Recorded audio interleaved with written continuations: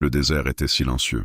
Non pas le silence de la paix, mais celui qui vous enveloppe comme un avertissement. Le clair de lune projetait une lueur argentée sur la prairie, et le seul bruit était le grincement des bottes d'un vieux rancher qui s'enfonçait dans la terre.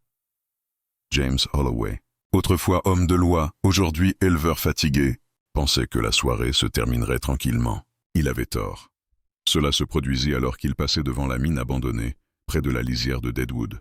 Une voix faible, tremblante et brisée, s'éleva au-dessus du murmure du vent. « S'il vous plaît, aidez-moi !» Les mots étaient si fragiles qu'il crut presque les imaginer. Il tira sur les rênes, son cheval trépignant nerveusement, comme s'il sentait lui aussi quelque chose d'anormal dans l'air. Le cœur de James battait fort. Il savait que des voix étranges résonnaient ici, résonnant à travers les canyons, incitant les hommes à chasser les fantômes. Mais ce cri, ce n'était pas un écho. Il était réel. Et il était proche. « Aidez-moi. »« S'il vous plaît. » La voix était celle d'une femme, tremblante de peur. James descendit de cheval, une main crispée sur son revolver. Son instinct lui soufflait de poursuivre sa route, de laisser le désert enfouir ses secrets. Mais quelque chose dans cette supplication, quelque chose de désespéré et de brutal, le figea sur place. Il s'avança. Ses bottes s'enfoncèrent dans la terre meuble. Une légère odeur de rouille et de sang flottait dans l'air. Derrière un tas de bois brisé, il la trouva. Une jeune femme, la robe déchirée, la peau couverte de poussière et maculée de sang. Ses poignets étaient liés, son visage était obscurci par des cheveux emmêlés, mais ses yeux transperçaient la nuit comme des flammes. Grand, terrifié et implorant. « S'il vous plaît, ne les laissez pas me reprendre. » Elle murmura. James s'accroupit, baissant son arme, mais la gardant prête. « Qui t'a fait ça ?» Elle secoua violemment la tête, agrippant la couverture en lambeaux à moitié enroulés autour de ses épaules. « Ne demande rien. Ne regarde pas. Juste, aide-moi. S'il te plaît. » Ces mots firent frissonner James. Il avait déjà vu la peur, beaucoup, mais ce n'était pas que de la peur. C'était quelque chose de plus sombre, profondément ancré en elle. Il tendit prudemment la main, essayant de dénouer les cordes qui lui coupèrent les poignets. Au moment où sa main effleura la couverture, elle s'écria « Ne me touche pas là !» Le son était si aigu qu'il transperça la nuit. James se figea. Sa poitrine se souleva, des larmes coulant sur ses joues tachées de terre. « Je suis désolé », murmura James en retirant lentement sa main. « Je ne suis pas là pour te faire du mal. Mais j'ai besoin de savoir. » « Que t'est-il arrivé ?» Elle déglutit difficilement, la voix brisée. « Si tu m'enlèves ce tissu, si tu vois ce qu'ils m'ont fait, tu regretteras. Tous ceux qui savent, tous ceux qui voient, ne vivent pas longtemps. » James retint son souffle. Son instinct lui criait de s'arrêter, de s'éloigner. Mais ce même instinct avait autrefois fait de lui un homme de loi, un homme qui tenait bon quand les autres couraient. « Qui est après toi ?» insista-t-il d'une voix basse et ferme. Elle tremblait si violemment qu'il craignit qu'elle ne s'effondre. « Ils reviennent ce soir, s'ils me trouvent. Je suis morte. S'ils te trouvent avec moi, tu seras morte aussi. » James scruta les ombres, serrant son revolver des doigts. Au loin, un coyote hurla, et le son semblait trop proche, trop délibéré. Puis il la vit. Une marque, légère mais visible à travers le tissu déchiré près de son épaule. Brûlée sur sa peau. Ce n'était pas seulement une blessure, c'était un symbole. Le sang de James se glaça. Il la reconnut. Il l'avait déjà vue une fois, des années auparavant, sur la poitrine d'un homme pendu à la sortie de la ville. Une marque appartenant à une confrérie secrète, une secte qui prospérait dans l'ombre de l'Ouest, marchandant de chair, de sang et de pouvoir. Et s'il la marquait, elle n'était pas seulement une victime. Elle était la preuve de quelque chose de bien plus sombre que ce que la frontière avait jamais exprimé. La fille lui serra soudain le bras, ses ongles s'enfonçant dans sa peau. « S'il vous plaît, ne les laissez pas me trouver, ne les laissez pas me reprendre. » James la regarda dans les yeux, peur, douleur, désespoir. Mais au fond, une lueur de vérité. Il réalisa alors qu'il avait le choix, partir et vivre, ou rester et découvrir le secret qui avait déjà tué de meilleurs hommes que lui. Et à ce moment-là, James Holloway savait une chose, il ne pouvait pas s'en aller, ni d'elle, ni de ça. Le vent de la nuit s'est levé, portant au loin le bruit des sabots. Ils arrivaient, et le temps pressait. Le bruit des sabots s'amplifia, lent d'abord, puis régulier. Qui qu'ils fussent, ils n'étaient pas pressés. Ils savaient qu'elle ne pourrait pas aller bien loin. Ils ne chassaient pas, ils ramassaient. James serra les mâchoires, tandis qu'il scrutait la crête. Le clair de lune éclairait la silhouette floue de 3 cavaliers. 3 hommes, leurs ombres hautes et squelettiques, se découpant sur la colline. Les ongles de la fille s'enfoncèrent dans son bras. « C'est eux !» murmura-t-elle d'une voix brisée. « Tu ne peux pas les combattre. Personne ne le peut. » James inspira lentement, son revolver lourd au côté. Il avait affronté des hors-la-loi, des tueurs et pire encore durant ses années de service public. Mais la terreur dans ses yeux lui disait que ce n'était pas ordinaire. Ces hommes n'étaient pas liés par la cupidité ou la colère. Ils étaient plus sombres. « Reste derrière moi !» ordonna-t-il doucement. Elle secoua violemment la tête. « S'ils me voient, c'est fini. Tu ne comprends pas. Ils ne font pas que tuer. Ils prennent. » James ne lui demanda pas ce qu'elle voulait dire. Il ne le voulait pas. Mais son instinct lui disait qu'elle ne mentait pas. Les cavaliers atteignirent le pied de la colline, leurs chevaux soufflant des nuages dans l'air froid de la nuit. Le chef descendit le premier, une grande silhouette vêtue d'un manteau noir, le large chapeau enfoncé. Il ne se précipita pas, ne cria pas. Il avançait avec l'assurance d'un vainqueur. « Bonsoir, Rancher !» lança l'homme dans la pénombre, douce mais venimeuse. « On dirait que tu as ramassé quelque chose qui ne t'appartient pas, James Tintbone. Elle n'est pas une propriété. » L'homme ricana d'un rire creux. « Ici tout est propriété. Terre, bétail, gens. Tu sais comment ça marche. » Il s'approcha, ses bottes crissant dans la poussière. « Donne-la-moi et on te laissera peut-être respirer assez longtemps pour rentrer. » La fille agrippa le manteau de James en murmurant frénétiquement. « S'il te plaît, ne le laisse pas me toucher. S'il te plaît. » James leva lentement son revolver, le visant droit dans la poitrine de l'homme. Sa voix était calme, mais dure comme du fer. « Tu la prendras plutôt que mon cadavre. » Le cavalier pencha la tête, amusé. « Cela peut s'arranger. » Avant que James puisse bouger, le second cavalier s'élança en avant, levant son fusil. James tira le premier. Le bruit fendit la nuit, et le fusil du cavalier lui échappa des mains tandis qu'il trébuchait de sa selle. Les chevaux hurlèrent, la poussière explosant sous leurs sabots. La fille cria aussi, tombant à genoux. Le meneur ne broncha pas. Il leva simplement la main, et le troisième cavalier descendit de cheval, tirant une chaîne de sa sacoche. L'estomac de James se noua. Des chaînes, ni cordes, ni menottes. Les chaînes signifiant la permanence. La fille sanglotait. « Ne les laissez pas m'emmener. » « Vous ne savez pas ce qu'ils vont faire. » James tira de nouveau, mais le chef de file se déplaça avec une rapidité surnaturelle, se cachant dans l'ombre des rochers. Le troisième cavalier brandit la chaîne, faisant jaillir des étincelles tandis que le métal raclait la pierre. James attrapa la fille et la tira derrière le tas de bois où il l'avait trouvée. Les balles ricochèrent sur les rochers, l'air se remplissant de poussière et de feu. « Écoute-moi, » dit James en la saisissant par les épaules. « Si tu sais quoi que ce soit, j'ai besoin de l'entendre. Que t'ont-ils fait? Pourquoi te poursuivent-ils » Ses lèvres tremblaient, des larmes ruisselaient sur son visage. Elle serra plus fort le tissu déchiré autour d'elle, secouant la tête. « Tu vas me détester. Tout le monde me déteste. Si tu vois. » Elle s'interrompit en sanglotant. « Voir quoi ?» insista James.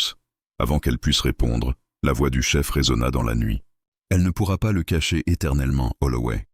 Tu sais ce qu'il y a sous ce torchon. Tu refuses juste d'y croire. C'est pour ça que personne ne survit après l'avoir vu. » Ces mots glaçaient James. Il ne connaissait pas cet homme. Il ne lui avait pas dit son nom. Pourtant, l'inconnu le savait. La fille gémit en se recroquevillant sur elle-même. « Ne le laissez pas regarder. S'il vous plaît, ne le laissez pas faire. » James resserra sa prise sur le revolver. « Personne ne t'emmènera. Pas ce soir. » Puis le chef sortit de l'ombre et la lumière du feu éclaira son visage. James se figea. Il le reconnut, non pas comme un homme qu'il avait combattu auparavant, mais comme un homme qu'il avait enterré 10 ans plus tôt, le hors-la-loi Abel Crow. Une balle dans le cœur, pendu par le cou, mort et disparu. Et pourtant, il était là, souriant. Et soudain, James comprit que la jeune fille avait raison. Ce n'était pas juste une bagarre, c'était quelque chose de bien plus sombre, quelque chose que l'Occident avait enterré, mais qu'il refusait de laisser mourir. James Holloway avait le souffle coupé. Abel Crow, mort depuis 10 ans. Il était là. Il avait aidé à enterrer l'homme lui-même. Il avait entendu le craquement de la corde, vu le corps secoué de soubresauts se balancer mollement dans le ciel de l'aube. Et pourtant, Abel était là, son sourire plein de malice, ses bottes craquant la terre comme si la mort ne l'avait jamais touché. « Les fantômes ne montent pas à cheval », murmura James dans sa barbe, mais ses mains tremblaient autour du revolver. La fille sanglotait, le visage enfoui dans ses genoux. « Je te l'avais dit. Tu n'aurais pas dû t'arrêter. Maintenant tu sais. » La voix d'Abel résonnait comme un couteau. « Tu n'aurais pas dû soulever cette couverture, Holloway. Certaines choses ne sont pas faites pour les yeux d'un homme. Certaines choses te pourrissent de l'intérieur. James se força à se redresser, même si son sang se glaça. « Qu'est-ce que tu lui veux ?» Abel pencha la tête. « Tu veux ? Elle nous appartient. » Elle s'est marquée. Ces paroles firent baisser les yeux de James vers la jeune fille.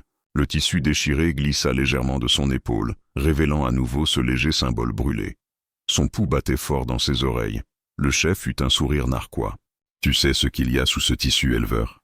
Tu devrais regarder. Vas-y, regarde bien. Tu comprendras alors pourquoi elle ne peut pas se libérer. » La fille gémit en serrant plus fort le tissu. « S'il te plaît ? Non. » Mais l'esprit de James se déchirait. Si Abel Crow marchait alors qu'il aurait dû être dans la tombe, alors ce qui avait été fait à cette fille était lié à quelque chose de plus sombre qu'une justice hors la loi. Quelque chose de surnaturel. Quelque chose d'ignoble. Les balles avaient cessé de siffler. Les autres cavaliers restaient silencieux, tels des sentinelles. Ils n'étaient pas pressés. Ils savaient que la curiosité allait dévorer James. Ils savaient que tôt ou tard, il finirait par arracher le rideau. Et il l'a fait. Lentement, avec hésitation, James s'accroupit et pressa sa main contre la sienne. « J'ai besoin de savoir contre quoi je me bats, » murmura-t-il. Ses yeux croisèrent les siens, écarquillés, humides, désespérés. Puis, comme si elle cédait à l'inévitable, elle laissa échapper son étreinte. Le tissu glissa et Jacques vit. Son estomac se contracta. Sa respiration s'accéléra. Sur sa peau, son dos, ses épaules, même ses côtes, il n'y avait pas que des cicatrices. Ce n'était pas que des brûlures. C'était une carte. Des lignes gravées dans la chair, ni naturelles, ni accidentelles. Sentiers, rivières, montagnes, tout était gravé au feu dans sa peau. Il reconnaissait des formes, des territoires, des lieux qu'il avait traversés. C'était une carte de la frontière elle-même, gravée en elle comme un parchemin, mais ce n'était pas qu'une carte. Les rivières brillaient faiblement sous la lumière de la lune, comme si les blessures elles-mêmes respiraient. James recula en titubant, la bile lui montant à la gorge. Nom de Dieu. Le sourire d'Abel s'élargit. « Ce n'est pas au nom de Dieu, Holloway. C'est tout l'intérêt. » La jeune fille cria, retirant le tissu sur elle, tremblant violemment. « Maintenant tu comprends. Maintenant tu sais pourquoi ceux qui me regardent ne vivent pas longtemps. Ils te tueront. Ils tueront quiconque porte ce secret. » La voix de James était brisée, basse et tremblante. « Pourquoi toi ? Pourquoi te l'être gravé ?» Sa réponse lui parvint entre des sanglots. « Parce que je n'étais rien pour eux. Juste de la chair. » Il disait qu'aucune carte sur papier n'était sûre, que seule la peau vivante pouvait détenir la vérité. J'étais choisi, ou maudite. Je ne sais plus. James passa une main tremblante dans ses cheveux, son revolver toujours accroché à son côté. Son cœur battait la chamade. Abel s'avança, la voix pleine de triomphe. Cette carte mène à un pouvoir enfoui plus profondément que l'or, enfoui si loin que l'Occident lui-même le cache. Et elle en est la seule copie. C'est pourquoi elle est à nous. C'est pourquoi tu mourras pour t'être opposé à elle. Le regard de la fille se posa sur James. Tu aurais dû me quitter. Maintenant, c'est trop tard. Les sabots tonnèrent à nouveau au loin. Davantage de cavaliers se rapprochaient rapidement. James réalisa avec une certitude maladive, il ne s'agissait pas seulement d'un combat pour la survie. C'était un combat pour l'avenir même de l'Occident. Le tissu glissa dans ses mains, brillant faiblement sous le clair de lune. James Holloway déglutit difficilement. Il avait vu des champs de bataille. Il avait vu la mort. Mais jamais il n'avait ressenti une telle peur. Et pourtant, alors que les cavaliers d'Abel Crow se rapprochaient, James savait une chose avec une clarté inébranlable. Il ne la laissait pas partir. Ni maintenant, ni jamais. La nuit engloutissait la prairie. Troublé seulement par la lueur du feu qui vacillait sur le tissu serré contre le corps de la jeune fille, James Holloway stabilisa son revolver, même si ses mains tremblaient sous le poids de ce qu'il venait de voir. Les cavaliers se rapprochaient, tournant en rond comme des loups. Abel Crow, bien droit sur sa selle, son sourire s'élargissait à chaque seconde qui passait. Sa voix résonnait à travers la plaine. « Lance-la-moi, Holloway. Tu n'as pas assez de sable pour combattre les morts. » La gorge de James se serra. Il avait vu la mort. Il l'avait sentie, enterrée, portée sur ses épaules plus d'une fois. Mais là, c'était différent. Abel n'était plus seulement un homme. Il était autre chose, quelque chose de lié au secret gravé dans la chair de la jeune fille. La fille gémit. « S'il vous plaît, ne les combattez pas. Vous mourrez pour rien. » James s'agenouilla près d'elle, les yeux rivés sur les cavaliers. Sa voix était posée, même si la peur le tenaillait. « Si je te laisse partir, tu leur appartiendras à jamais. Et si je t'abandonne, l'Ouest lui-même sera perdu. Non, ma chérie, je mourrai en combattant plutôt que de vivre en rampant. » Ses larmes scintillaient au clair de lune, Mais pour la première fois, il y avait aussi autre chose. Une lueur d'espoir. Le premier coup de feu rompit le silence. La balle d'un cavalier siffla à l'oreille de James et se logea dans la paroi de la cabine. James riposta, son revolver ronflant comme le tonnerre. Un cavalier tomba de selle. Le cercle s'est brisé. Le chaos a éclaté. Les hommes d'Abel fonçaient, leurs ombres longues et monstrueuses, à la lueur du feu. James traîna la jeune fille derrière les vestiges du mur de la cabine, tirant coup sur coup jusqu'à ce que le revolver se vide. Il rechargea, les dents serrées, le sang battant à ses oreilles. « Restez bas », aboya-t-il, mais Abel ne se pressait pas. Il observait, il attendait. Tel un vautour encerclant une charogne. « On ne peut pas tuer ce qui est déjà mort, Holloway », rugit Abel, son rire froid et creux. James jura dans sa barbe, serrant la fille plus fort contre le bois effondré. Son bras brûlait de douleur comme une balle frôlait le sol, mais il ne s'arrêta pas. « Pas maintenant », la fille murmura en tremblant. « Il n'y a qu'un moyen de l'arrêter. » James se tourna vers elle, la sueur perlant sur son visage couvert de terre. « Comment ?» Elle retira le tissu juste assez pour révéler un coin de la carte qui brillait faiblement dans l'obscurité. Sa voix tremblait, mais ses mots étaient clairs. « La carte n'est pas seulement une malédiction, c'est une clé. Ils l'ont gravée en moi parce qu'ils savaient qu'elle pointe vers le seul endroit qui peut le détruire. Mais seul celui qui choisit de me protéger peut l'utiliser. » James retint son souffle. Il ne comprenait pas la magie. Il n'en avait pas besoin. Tout ce qu'il savait, c'est qu'elle lui faisait confiance maintenant. Abel poussa son cheval en avant, les yeux brûlants comme des charbons ardents. « Rends-la, Holloway !» ou je t'étripe sur place. James se leva de sa cachette, un revolver dans une main, les doigts tremblants de la jeune fille serrant l'autre. Sa voix résonna, forte comme le fer. « Tu la veux, Crow ?»« Tu vas devoir me traverser, et traverser l'enfer lui-même. » Les balles sifflaient dans la nuit. James se battait de toutes ses forces, avançant avec désespoir et fureur. Chaque tir comptait, chaque souffle était synonyme de survie. Les cavaliers tombaient, la poussière tourbillonnait. Les murs de la cabine volaient en éclats. Et puis Abel est venu, il descendit de cheval, ses bottes frappant le sol avec un poids surnaturel, et traversa le chaos, insensible aux balles. Son ombre s'étendait, son sourire intact. James leva son revolver, mais la fille le saisit par le bras. « Non, ça ne marchera pas. Fais-moi confiance. » Sa main tremblante pressa le tissu contre sa poitrine. La lueur se répandit, brûlante, l'emplissant d'une force qui n'était pas la sienne. Abel se précipita, la lame étincelante. James rugit, tirant à bout portant. Mais ce n'était pas que du plomb. La balle portait le feu de la carte. Elle transperça la poitrine d'Abel, et cette fois, Abel ne rit pas. Il hurla, un son qui secoua la nuit, rauque et inhumain.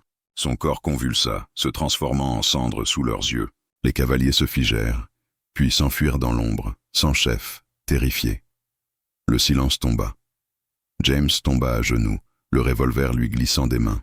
La fille s'effondra contre lui en sanglotant. « Tu m'as sauvé », murmura-t-elle. James la regarda, épuisé, vide, mais brûlant de résolution. « Non, tu t'es sauvé. Je suis juste resté à tes côtés. » La prairie était désormais silencieuse, mais tous deux savaient que la bataille n'était que le début. Cette carte gravée dans sa chair attirerait des hommes plus sombres qu'Abel Crow, et ce, pour toute sa vie.